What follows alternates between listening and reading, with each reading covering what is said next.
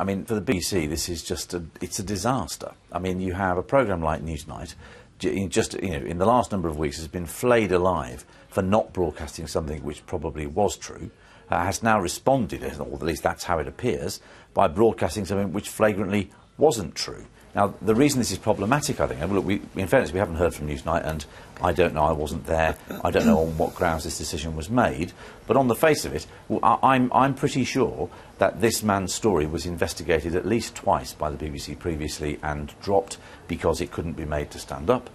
We know that the original Waterhouse inquiry that looked at abuse at Bryn Estyn had gone into this claim made by this man, and again about Lord McAlpine, and found it to be without foundation. So on at least 3 occasions, and possibly more, this man's story about Lord McAlpine has been found to be not true. So the really big question here for the BBC and for Newsnight, of course, primarily is how on earth did this get on air? Because it looks for all the world, well, on the face of it, well, we know a story that is simply not true, that's very damaging to someone who was a very prominent individual. It's not true. It's plainly now not true. How did it get on air? And if there are questions about the BBC, this just multiplies them. First of all, there are questions about the BBC's journalistic standards, which you simply can't duck when this kind of thing happens. It looks, as I say, as if it's kind of on the rebound, having been criticised previously for not believing victims in the case of Savile.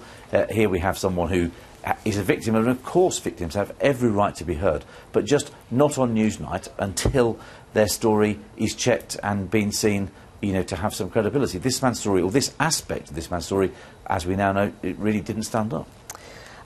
There are 2 aspects to this, aren't there, though, Steve? Certainly serious questions to be asked about the way the story was handled by the media across the board, and, of course, the internet aspect of this.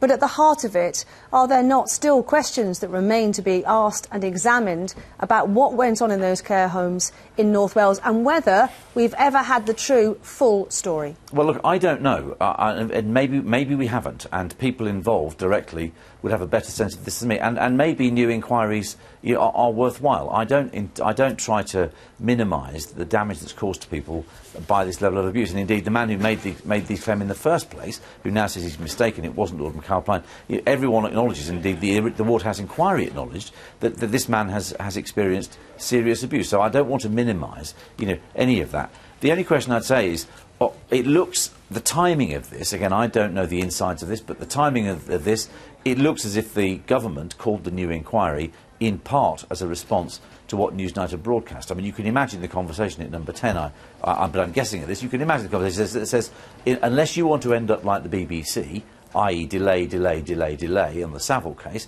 you better get on and do something. So they call an inquiry. The problem with calling a new inquiry, I suppose, is that on what grounds has it been called? Where is the new evidence? Where are the questions that make that a necessary step?